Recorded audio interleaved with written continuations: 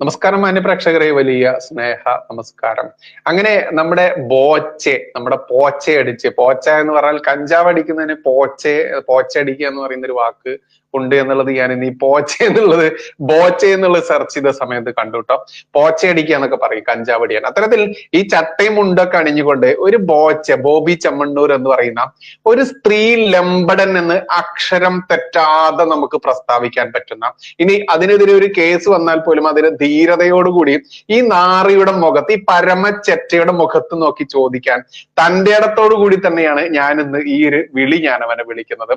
നോക്കൂ, ഇവന്റെ വിചാരം എന്താണെന്നറിയാമോ? അവൻ എന്തായാലും ഇന്ന് ജയിലിലേക്ക് പോവുകയാണ്. ജയിലിൽ ഒരു ദിവസം അവൻ ജയിലിൽ കിടക്കുമെന്നുള്ളത് 100% ഉറപ്പാണ്. കാരണം ജാമ്യമില്ലാ വകുപ്പുകളാണ് ചേർത്തിരിക്കുന്നത്. മാത്രമല്ല, ഞമ്മന്റെ പിണറായി തമ്പുരാനെയൊക്കെ ഞമ്മന്റെ ഹണിച്ചേച്ചി നേരിട്ട് പോയി കണ്ടുകൊണ്ട് സമർപ്പണമൊക്കെ, ആ ഒരു തിരുമോന്ത സമർപ്പണമൊക്കെ നടന്നത് കൊണ്ട് തന്നെ ഇവന് ജാമ്യം കിട്ടില്ല എന്നുള്ളത് 100% ഉറപ്പാണ്. ഇനി ഇവന് ഈ അത്ഭുതങ്ങളൊക്കെ സംഭവിച്ചുകൊണ്ട് ഇവൻ ഇന്ന് ജാമ്യം കൊടുക്കണമെന്നുണ്ടെങ്കിൽ അവിടെ അപ്പോൾ നമ്മൾക്ക് 100% ഉറപ്പിക്കാം, നമ്മുടെ കോടതികൾ, നമ്മുടെ നീതിന്യായ വ്യവസ്ഥകളിൽ സാധാരണക്കാരന് നീതി കിട്ടില്ല.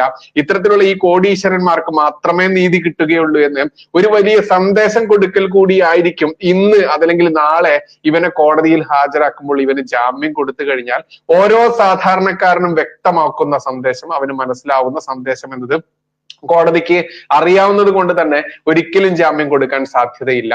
ഒരു ദിവസമെങ്കിലും, ഒരു മണിക്കൂറെങ്കിലും ഇവൻ ജയിലിൽ കിടക്കേണ്ടത് ഇവൻ ഇരന്നു വാങ്ങിയതാണ്. നോക്കൂ, ഇവൻ ഈ ഹണി റോസിനെ മാത്രമാണോ ഇവൻ ഇങ്ങനെ പരിഹസിച്ച് ഇവന്റെ ആ ദ്വയാർത്ഥ പ്രകാരം ചെയ്തിട്ടുള്ളത്? ഇവന്റെ വീട്ടിലുള്ള ഇവന്റെ മകളെയോ, ഇവന്റെ ഭാര്യയെയോ, ഇവന്റെ അമ്മയെയോ, ഇവന്റെ സഹോദരിയെയോ വെച്ചുകൊണ്ട് ഇവൻ ഇങ്ങനെ ദ്വയാർത്ഥം ചെയ്യുമോ? നോക്കൂ, മുമ്പെന്നോ ഏതോ ഒരു ബൈക്കിൽ യാത്ര ചെയ്യുന്ന പെൺകുട്ടിയുടെ ഒരു വീഡിയോ എല്ലാവരും കണ്ടിട്ടുണ്ടായിരുന്നില്ലേ? ചെറിയൊരു കിളുന്ത് കുട്ടി, ഇവന്റെ പേരക്കുട്ടിയുടെ പ്രായം പോലും ഇല്ല. ആ പേരക്കുട്ടിയുടെ പ്രായം പോലും ഇല്ലാത്ത ആ കുട്ടിയെ ബാക്കിൽ ഇരുത്തിക്കൊണ്ട് ഇവൻ ഇങ്ങനെ ബൈക്ക് ഓടിച്ച് പോവുകയാണ്. എന്നിട്ട് ഇവൻ പറയുകയാണ് മാധ്യമങ്ങളോട്, ഇപ്പോൾ ഞങ്ങൾ 2 ആളാ പോകുന്നത്, തിരിച്ചു വരുമ്പോ ഞങ്ങൾ 3 ആളാവൂട്ടോ. അതായത് ഇവന്റെ കൊച്ചിനെ ഈ കുഞ്ഞു പെൺകുട്ടി പ്രസവിക്കും, ഗർഭിണിയാവും ഈ കുട്ടി ഇവന്റെ പിറകെ പോയാലെന്ന് ഇവനങ്ങോട്ട് പ്രസ്താവിക്കുകയാണ്. ആ കുട്ടി നിസ്സഹായതയോടെ ചിരിക്കുന്ന, എന്നിട്ട് മാധ്യമങ്ങളൊക്കെ ആർത്ത് ചിരിക്കുകയാണ് ഇവന്റെ ചിരി, ഇവന്റെ ഈ തമാശ കേട്ടിട്ട്.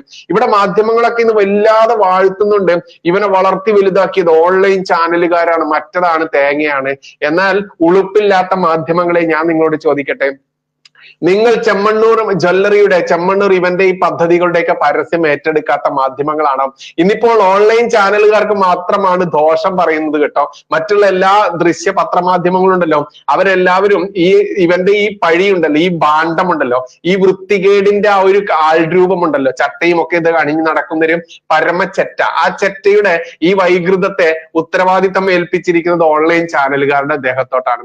അതിന് കുറ്റം പറയാൻ ഒക്കില്ല. കാരണം ഒട്ടേറെ ഓൺലൈൻ ചാനലുകാർക്ക് ലക്ഷങ്ങൾ വാരി വിതറിക്കൊണ്ട് ഇവന്റെ ഈ അശ്ലീല പ്രദർശനം നടത്താൻ വേണ്ടി ഇവൻ സൃഷ്ടിച്ചെടുക്കാറുണ്ട്.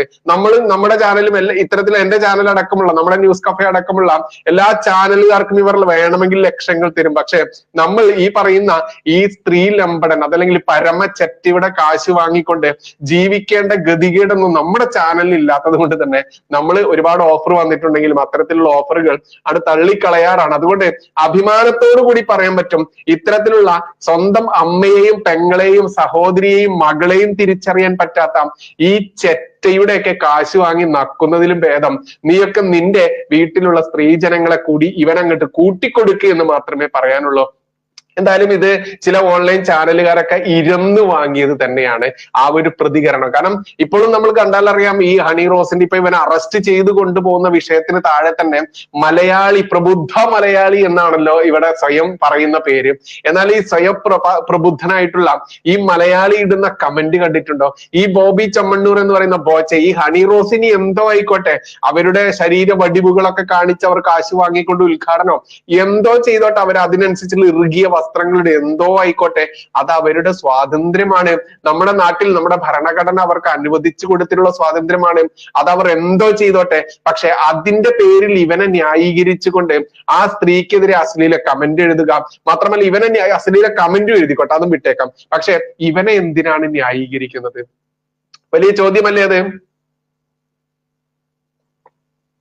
നോക്കൂ, ഇതിന്റെയൊക്കെ വേദന അറിയണമെന്നുണ്ടെങ്കിൽ ഇവനെ പോലെയുള്ള ഒരു പരമചെറ്റ നമ്മുടെ വീട്ടിലുള്ള ഏതെങ്കിലും സ്ത്രീ ജനങ്ങളെ അപമാനിക്കണം, അപഹസിക്കണം, അപ്പോഴേ അതിന്റെ വേദന അറിയുകയുള്ളൂ.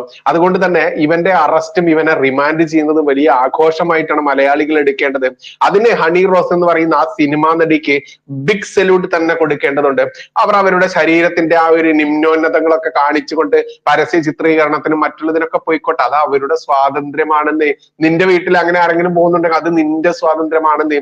അതിനെ വിമർശിക്കാൻ വേണ്ടിയിട്ടാണെങ്കിൽ പോലും ഈ ചെറ്റയെ പ്രോത്സാഹിപ്പിക്കുന്നത് മലയാളിയുടെ പ്രബുദ്ധതയാണ് എന്നത് എടുത്ത് പറയേണ്ടതുണ്ട്. പിന്നെ മലയാളിയുടെ മറ്റൊരു വൈകൃതം നമ്മൾ പറയേണ്ടതെന്നറിയാമോ?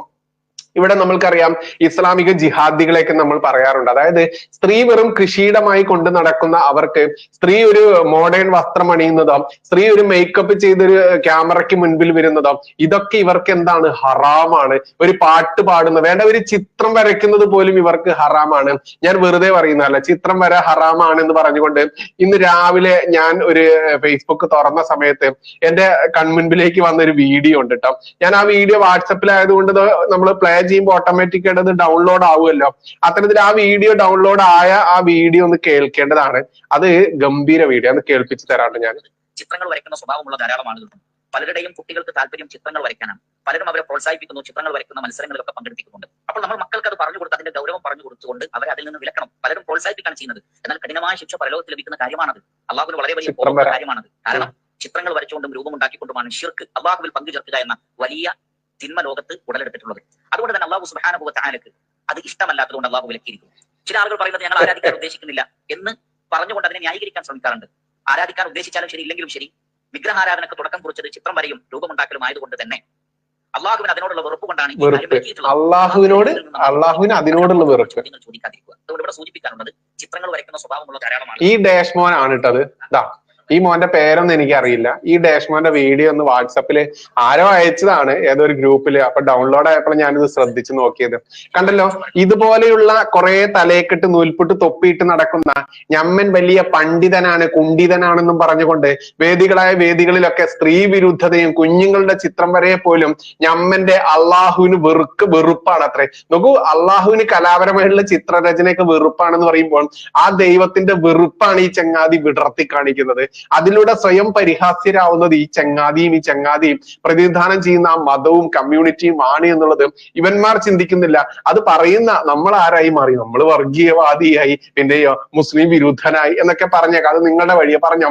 അത്തരത്തിൽ ഇവിടെ വസ്ത്രം ധരിച്ചാലും കുറച്ച് മോഡേണായി നടന്നാലും മേക്കപ്പ് ഇട്ടാലും അതൊക്കെ ഹറാമായി കൊണ്ട് നടക്കുന്ന ഈ പ്രത്യേക വിഭാഗമുണ്ടല്ലോ, ആ വിഭാഗത്തിന് കുടചൂടിക്കൊണ്ട് തന്നെയാണ് ഈ ചങ്ങാതി ഈ ചെയ്യുന്നതിനെയൊക്കെ ന്യായീകരിക്കുന്നത് എന്ന് പറയുമ്പോൾ ഇവിടെ നമ്മൾ അത്ഭുതപ്പെടേണ്ട ആവശ്യമില്ല. കേരളം ആ രീതിയിലേക്ക് മാറിക്കഴിഞ്ഞു. ഇനി മറ്റൊന്നുകൂടി കൂട്ടിച്ചേർക്കേണ്ടതുണ്ട്. കാരണം നമ്മളെല്ലാവരും കണ്ടതാണ് 34 കോടി പിരിക്കാൻ വേണ്ടി സൗദി റിയാദിൽ മരണശിക്ഷയും കാത്തു കിടക്കുന്ന അബ്ദുൾ റഹീമിനെ രക്ഷിക്കാൻ വേണ്ടി കോടികൾ പിരിക്കാൻ വേണ്ടി ഈ ചട്ടയും മുണ്ടും അണിഞ്ഞ ഈ നികൃഷ്ട ഈ പരമചറ്റ റോട്ടിലേക്ക് ഇറങ്ങിക്കൊണ്ട് തന്നെയാണ് പരമാവധി പണം പിരിക്കാൻ വേണ്ടി മലയാളി മണ്ടന്മാരെ ഉപയോഗിച്ചുകൊണ്ട് ചെയ്തത്. എന്നാൽ ഈ നികൃഷ്ട ജീവി പിരിച്ച പണം ഏതൊരു ജീവിക്ക് വേണ്ടിയിട്ടാ പോയത്? ഒരു കൊടും ക്രിമിനൽ, അതും 13-14 വയസ്സുള്ള ഒരു കുരുന്നിനെ ഞെക്കിക്കൊന്ന് ശ്വാസം മുട്ടിച്ച് കൊന്ന അതിക്രൂരനായ ഒരു കൊലപാതകിയുള്ള അബ്ദുൾ റഹീം എന്ന് പറയുന്ന സൗദി റിയാദിൽ കിടക്കുന്ന ഒരു ജിഹാദിയെ, ഒരു മദ്രസ പൊട്ടനെ അയാളെ രക്ഷിച്ചെടുക്കാൻ വേണ്ടിയിട്ടാണ് ആ ഫണ്ട് പിരിച്ചതെന്ന് നമ്മൾ കണ്ടതല്ലേ. ഇന്ന് ആ ഫണ്ടിന് തുമ്പില്ലാതെ അവസ്ഥയിലേക്ക് എത്തി നിൽക്കുന്നു. കാരണം അവനെ മോചിപ്പിക്കാനും പറ്റിയില്ല. കണക്കില്ലാത്ത പണം നമ്മൾ ആദ്യം കേട്ടു 34 എന്നുള്ളത്, പിന്നെ 47 എന്ന് കേട്ടു. എന്നാൽ ഇതിന് വ്യക്തമായുള്ള കണക്ക് ഇതുവരെ പുറത്തു വന്നോ എന്നുള്ളത് സംശയം തന്നെയാണ്. അതുകൊണ്ട് അത് സംശയം തീർക്കാൻ പോലും ആ പണപ്പിരിവിന് നേതൃത്വം നൽകിയവർ മുന്നോട്ട് വന്നിട്ടില്ല. അപ്പോൾ ഈ കുരുന്ന് കുട്ടിക്ക് ആര് നീതി വാങ്ങിക്കൊടുക്കും? ശ്വാസം മുട്ടിച്ച് 13-14 വയസ്സുള്ള ഒരു സൗദി പൗരനായിട്ടുള്ള ഒരു കുരുന്നിനെ, ആ കുരുന്നിന്റെ വീട്ടിൽ ജോലിക്ക് ചെന്ന ഈ അബ്ദുൾ റഹീം എന്ന് പറയുന്ന കൊടും ഭീകര ദുഷ്ട മദ്രസ പൊട്ടൻ കഴുത്ത് ഞെരിച്ച് ശ്വാസം മുട്ടിച്ച് കൊന്ന ആ കുട്ടിക്ക് നീതിയില്ല. ഇവനാണത്ര നീതി. എന്നിട്ട് ഇവന്റെ ആ പ്രായമായ ഉമ്മയൊക്കെ പൊക്കി കാണിച്ചുകൊണ്ട് ആ കണ്ണീരൊഴുക്കുന്ന രീതിയിൽ മാധ്യമങ്ങളൊക്കെ വാഴ്ത്തി പാടിയപ്പോൾ അതിലൂടെ തന്റെ ജ്വല്ലറിക്കും തന്റെ കച്ചവടത്തിനും പിന്നെന്താ ചായപ്പൊടി എന്തൊക്കെ പരിപാടി പരിപാടിയുണ്ട്. ഇവൻ എന്ത് വൃത്തികേട് കാണിച്ചാലും ഇവന്റെ ജ്വല്ലറിയിൽ കയറാനും ഇവന്റെ പ്രൊഡക്റ്റുകൾ വാങ്ങാനും ആളുകൾ ഉണ്ട് എന്ന ആ ഒരു അഹങ്കാരം ഉണ്ടല്ലോ, ആ അഹങ്കാരമാണ് ഇവനെ ഇത്രയും വളർത്തിയത്. അതിൽ മലയാളിയുടെ പങ്കാണ് 100% എന്നതാണ്. എന്നിട്ട് പറയും ഞാൻ വലിയ പ്രബുദ്ധനാണ്. എടോ, നിന്റെയൊക്കെ മകളെയോ നിന്റെയൊക്കെ സഹോദരിയെയോ നിന്റെയൊക്കെ അമ്മയെയോ പറഞ്ഞിട്ടുണ്ടെങ്കിൽ നിനക്ക് പൊള്ളില്ലേടോ? അപ്പൊ നിനക്ക് എന്തുകൊണ്ടാണ് പൊള്ളാതെ ഇന്നും നീ ഇവനെ ന്യായീകരിച്ചുകൊണ്ട് കമന്റ് ഇടുന്നത്? അവിടെ അപ്പോൾ ഇവന് മാത്രമല്ല, ഈ കമന്റ് ഇടുന്ന ഇവനെ ന്യായീകരിക്കുന്ന ഈ ഹണി റോസിന് നിങ്ങൾ എന്ത് വേണേലും കുറ്റം പറഞ്ഞ, പക്ഷെ അതിന്റെ പേരിൽ ഇവനെ ന്യായീകരിക്കുമ്പോൾ നിന്റെയൊക്കെ ഉള്ളിലുള്ള വൈകൃതമുണ്ടല്ലോ, അത് തന്നെയാ പുറത്തു വരുന്നത്. ഇപ്പൊ നമ്മൾ കണ്ട ഈ മദ്രസ പൊട്ടന്റെയൊക്കെ ഈ വൈകൃതം പുറത്തു വന്ന പോലെ കുഞ്ഞു മക്കൾ ചിത്രരചന നടക്കുന്നത് അള്ളാഹു വെറുക്കുന്ന അത്രേ. നോക്കൂ, അങ്ങനെ വെറുക്കുന്ന ഒരു ദൈവത്തെയാണല്ലോ ഇവന്മാർ മഹത്വരത്തോടുകൂടി മഹാനാണെന്ന് വാഴ്ത്തുന്നത് എന്ന് കേൾക്കുമ്പോൾ ഇവന്മാർ തന്നെയല്ലേ ഇവന്മാരുടെ ഈ മതത്തിന്റെ പ്രാധാന്യം, ഈ മതത്തിന്റെ ദൈവത്തിന്റെ സവിശേഷതയൊക്കെ ഇവന്മാർ തന്നെയല്ലേ ലോകത്തോട് വിളിച്ചു പറയുന്നത്? അത്തരത്തിൽ ഒരുപാട് കാര്യങ്ങൾ പറയുമ്പോൾ തന്നെയാണ് ഈ പറയുന്ന ബോബി ചെമ്മണ്ണൂർ എന്ന് പറയുന്ന പരമച്ചെറ്റ സ്ത്രീ ലംബടൻ അവന്റെ മകളെയും അവന്റെ സഹോദരിയെയും അവന്റെ അമ്മയെയും മാറ്റിപ്പിടിച്ച് ഈ പറയുന്ന മണ്ടൻ മലയാളിയുടെ സഹോദരിയായാലും മകളായാലും അമ്മയായാലും അവരെയൊക്കെ ഇത്തരത്തിൽ ഇവന്റെ വായിലൂടെ ആ നാക്കിലൂടെ വരുന്ന ആ വിരുദ്ധതയുണ്ടല്ലോ, അവന് സ്ത്രീകളെ കാണുമ്പോഴേക്ക് അവന്റെ ഇതുണ്ടല്ലോ, ഗീറുണ്ടല്ലോ, ആ ഗീർ ഇങ്ങനെ പൊങ്ങി നിൽക്കുന്ന സൂക്കേടുള്ള അവരെ നമ്മൾ വിളിക്കുന്ന പേരാണ് എന്താണ്, ഞരമ്പ് രോഗി എന്ന് വിളിക്കും. ആ ഞരമ്പ് രോഗിക്ക് വേണ്ടി ഫാൻസ് അസോസിയേഷൻ, ആ ഞരമ്പ് രോഗിക്ക് വേണ്ടി കമന്റ് ഇടാൻ വേണ്ടി കമന്റോളികൾ, നിങ്ങളെയൊക്കെ എന്താണ് ഇനി പറയേണ്ടതെന്ന് മാത്രമേ പറയാനുള്ളൂ. എന്തായാലും ഞരമ്പോളി ഒരു ദിവസം ഈ ജയിലിൽ കിടക്കുമെന്നുള്ളത് തന്നെയാണ് വലിയ വിജയം. അതുകൊണ്ട് ഇനിയും ഇവന്റെ ഈ ഞരമ്പ് അസുഖവുമായി ഇവന്റെ ചട്ടയും മുണ്ട് അണിഞ്ഞുകൊണ്ട് ഇവന്റെ ആ മറ്റോടത്ത് ഡാൻസും കളിച്ച് വരുമ്പോൾ ഇനിയും അവന് കൈയടിക്കാനും അവന് എറിഞ്ഞു തരുന്ന നക്കാപ്പിച്ച നക്കാനും നടക്കുന്ന മലയാളി, നീ ദയവ് ചെയ്ത് നീ പ്രബുദ്ധനാണെന്ന് പറയല്ലേ എന്ന് മാത്രമേ പറയാനുള്ളൂ. നന്ദി, നമസ്കാരം. ജയ് ഹിന്ദ്, ജയ് ശ്രീറാം. പ്രേക്ഷകരെ വലിയ സ്നേഹ നമസ്കാരം. ഞാനും ജാമിദ ടീച്ചറൊക്കെ നമ്മുടെ കമ്മ്യൂണിറ്റി പോസ്റ്റിൽ ഒരു പോസ്റ്റ് ഇട്ടിട്ടുണ്ടായിരുന്നു, 2 മാസത്തേക്ക് സാമ്പത്തിക സഹായം ചെയ്യാൻ കഴിയുന്നവർ കടമായിട്ട് തന്നെ സഹായിക്കണമെന്നും പറഞ്ഞുകൊണ്ടും.